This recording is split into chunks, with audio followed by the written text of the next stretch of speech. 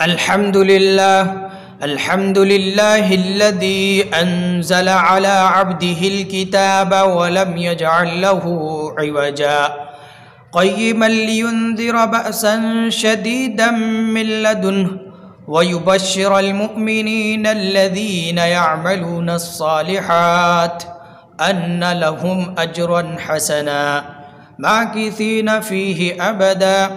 أشهد أن لا إله إلا الله وحده لا شريك له وأشهد أن سيدنا ومولانا محمدا عبده ورسوله صلى الله تعالى عليه وعلى آله وأصحابه وأتباعه.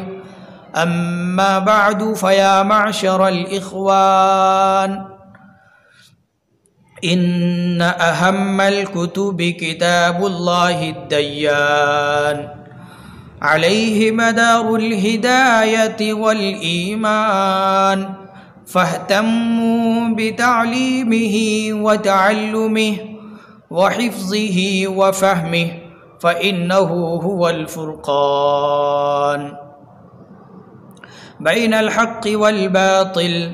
فيا أيها الخلان، عليكم بتلاوة القرآن، فقد قال رسول الله صلى الله عليه وسلم: خيركم من تعلم القرآن وعلمه.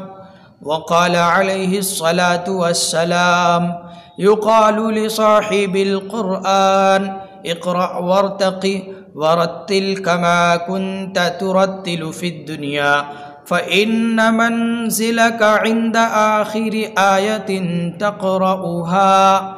وقال الله تبارك وتعالى: أعوذ بالله من الشيطان الرجيم.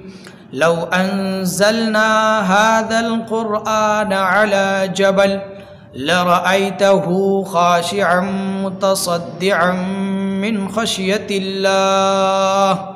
وتلك الأمثال نضربها للناس لعلهم يتفكرون. بارك الله لنا ولكم في القرآن العظيم، ونفعنا وإياكم بالآيات والذكر الحكيم.